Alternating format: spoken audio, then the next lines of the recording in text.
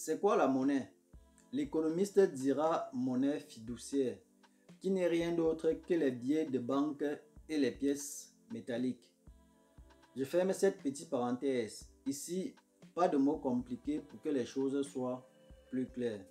J'étais en train de définir la monnaie. Selon Google, c'est un instrument financier dont la valeur nominale est supérieure à la valeur intrinsèque. La confiance que lui accorde l'utilisateur comme valeur d'échange, moyen de paiement et dont la monnaie repose sur le principe de garantie défendu par une institution centralisatrice. Au fur et à mesure que je vais développer, cette définition sera plus compréhensive. La monnaie a été et reste beaucoup mystifiée chez nous au point où beaucoup ne s'intéressent pas à elle. Et pourtant, c'est elle qui gère nos vies au quotidien. Par conséquent, ne devrait pas rester un sujet tabou. Le but de cette vidéo, c'est de te faire comprendre en quelques minutes tout sur la monnaie. Disons presque tout. Je parlerai de la monnaie en 3 points. Le premier point, qui fabrique la monnaie? Sur ordre de qui et avec quoi? Le deuxième point, comment la monnaie fonctionne. Et le troisième point, les raisons pour lesquelles chaque pays devrait avoir sa monnaie. Surtout, retiens ceci, la monnaie précède la production et les revenus. Elle ne les suit pas. C'est une phrase simple mais qui dit beaucoup. Certains économistes ont tendance à dire nos pays n'ont pas une couche industrielle solide. Ceci étant d'ailleurs le devoir de la monnaie.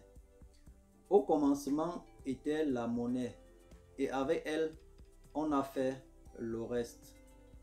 Contrairement à la théorie de l'œuf ou le poussin, ici, on devrait être tous d'accord.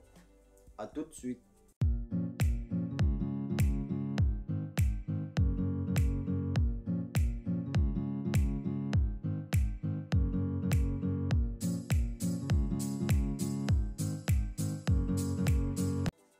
Salut, j'espère que tu vas bien. Moi, c'est Vitris Tafokam. Ici, on parle de ton développement et celui de ton peuple. Si tu es nouveau sur la chaîne, abonne-toi, active la cloche de notification et surtout, partage la vidéo pour que nous soyons très nombreux à s'intéresser à la monnaie, car elle reste un handicap pour notre développement. Sa création relève certes de l'autorité de l'État, mais le peuple a ses exigences qui ne sont pas à négliger. J'ai l'habitude de dire, laissons la politique aux politiciens. En ce qui concerne la monnaie, les économistes ont eu la parole et les avis vont dans tous les sens.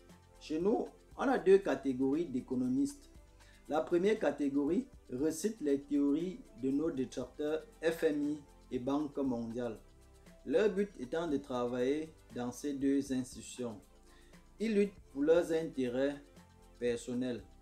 Un exemple, le président ivoirien, économiste chevronné, ancien président adjoint de la FMI qui vante les mérites du CFA.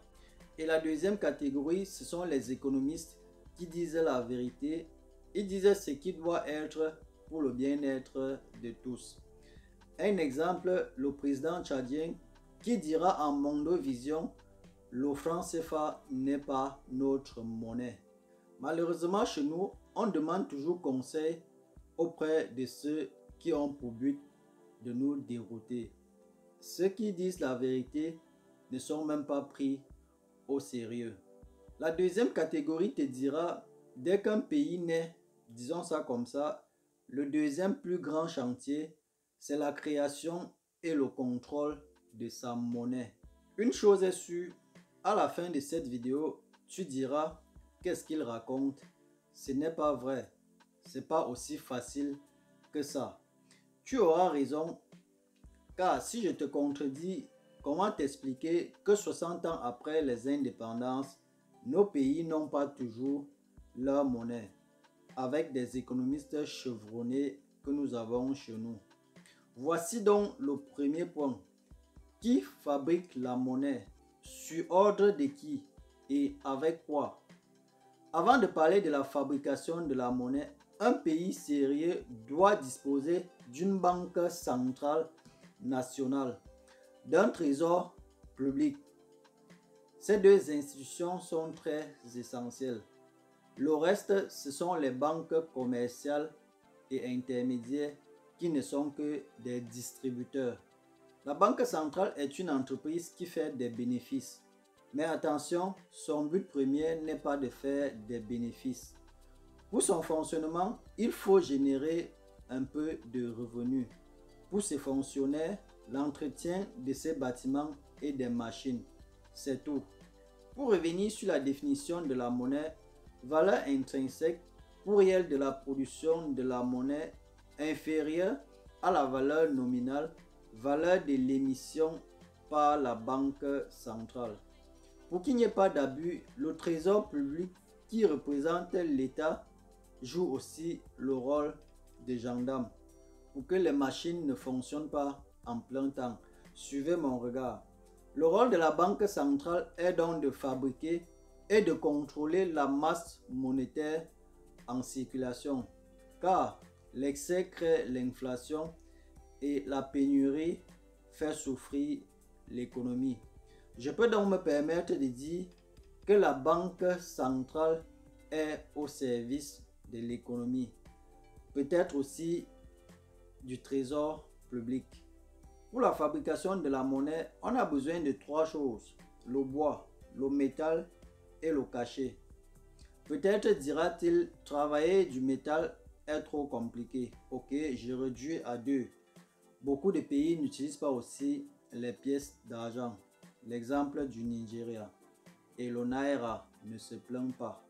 Donc, du bois et le cachet de l'État. Pour que les choses soient plus simples, si un pays comme le Cameroun découpe les papiers, je parle bien des papiers formats, met le cachet dessus, peut-être la photo d'Enex Wangé, de Félix Moumié ou de Douala Mangambel. Ils sont nombreux, ces nationalistes, pour que le bout de papier soit plus souverain et beau à voir. Et dit, à partir d'aujourd'hui, voici la monnaie nationale. Aussi simple que ça. Voilà une monnaie qui vient d'être créée. Je rappelle encore une partie de la définition.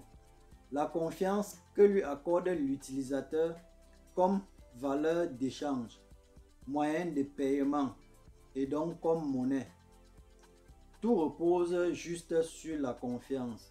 Du moment où tu sais que ton bout de papier sera le maître dans les échanges, la couleur et la forme importent peu.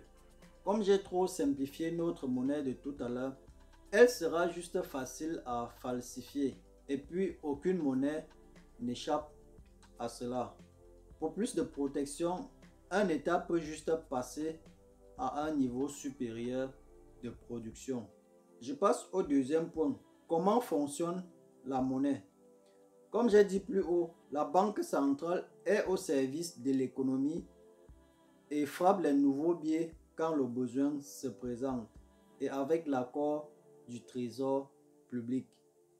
Les nouveaux billets seront acheminés par deux circuits. Le premier circuit, ce sont les banques commerciales et banques secondaires qui iront prêter l'argent auprès de la banque centrale et avec des intérêts très faibles, car les intérêts de la banque centrale permettent juste le fonctionnement de l'institution. Les banques commerciales et secondaires iront à leur tour prêter de l'argent aux entreprises pour booster l'économie et aux particuliers comme crédit de consommation. Contrairement à la banque centrale, elles peuvent faire des bénéfices, mais le taux d'intérêt est toujours fixé par la banque centrale et le trésor public. Le deuxième robinet, c'est le trésor public qui injecte une partie de cet argent par d'autres mécanismes comme l'augmentation des salaires des fonctionnaires, le lancement des chantiers, ainsi de suite. Un petit exemple pour clarifier mes propos. Comme réponse à la crise du Covid-19 qui menace l'économie mondiale, la Banque centrale européenne va produire 1,7 billion d'euros, donc 1700 milliards d'euros pour soutenir son économie, car le circuit monétaire a été interrompu par les fermetures, le manque de production et le manque de consommation. D'ailleurs, ces facteurs sont liés. Bref, la Banque centrale européenne va appuyer sur le bouton de la photocopieuse et voilà les papiers d'argent qui sortent de nulle part. C'est tout à fait légitime.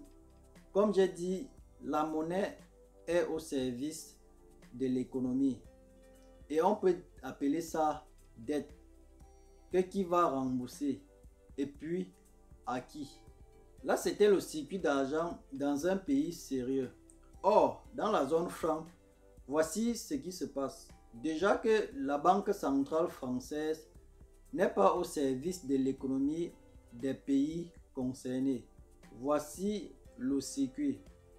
La Banque centrale française, avec l'accord du Trésor français, frappe les billets. Les banques commerciales françaises viennent prêter ces billets. Et ce sont les banques commerciales françaises qui prêtent par la suite à nos banques centrales, qui sont la BCAO pour l'Afrique de l'Ouest et la BEAC pour l'Afrique centrale. Ces banques centrales vont par la suite prêter aux banques commerciales et le circuit suit son cours. Voilà pourquoi l'argent arrive chez nous avec un taux d'intérêt très élevé. Et ce n'est même pas tout le monde qui a accès au crédit. Un cultivateur, par exemple, sera bloqué à cause d'une garantie. Et pourtant, ce sont eux qui font l'économie chez nous. Et enfin, le troisième point, les raisons pour lesquelles chaque pays devrait avoir sa monnaie. Avoir sa monnaie est avant tout une question de souveraineté. Étant donné que c'est chaque pays qui gère son économie, il devrait fabriquer ses papiers pour répondre à la demande de l'économie et aussi pour réaliser ses différents chantiers. Par un prêt non remboursable auprès de son ami et frère, la Banque centrale. Une sous-région comme l'Afrique centrale, pour réaliser ce projet d'intégration sous-régionale, ira à Paris pour faire des prêts d'argent auprès de la Banque mondiale et du FMI. Première question, d'où vient l'argent de la Banque mondiale et du FMI? Et sur quelle base cet argent a été créé? D'aucuns diront ils ont des réserves d'or. Que les qui? Je ne connais aucune police qui passe dans les trésors publics pour vérifier la quantité d'or que les États ont. Déjà que ces deux institutions ont pour champ d'action l'Afrique et sont au service de la France en ce qui concerne leurs actions chez nous. Aujourd'hui dans le monde, on compte 180 devises, dont 167 officielles sur 194 pays au total, sans compter les zones économiques comme l'euro et notre foutu CFA, que les économistes hors échelle africains veulent changer de nom en éco.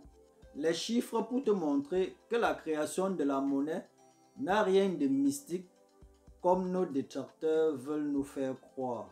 Et si on retire les pays de la zone économique euro, les derniers remparts seront donc les pays utilisateurs du CFA, que l'économie et le peuple payent le prix. Ou bien on peut dire les 167 pays qui ont leur monnaie sont sur la mauvaise voie et que les 15 pays utilisateurs de CFA seront sur la bonne. Si on veut renoncer à ses pieds pour marcher avec sa tête. Je viens de te présenter le combat de notre génération. Celui-ci devrait tous nous unir.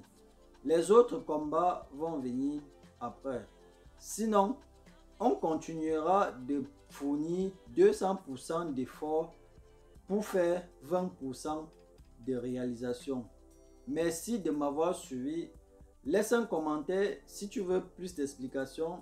Comme j'ai dit, le mécanisme monétaire devrait plus nous intéresser. Et à l'état actuel des choses, nous pouvons encore bien rêver. D'ailleurs, le rêve n'a jamais rien changé. Porte-toi bien et à dimanche prochain. Ciao.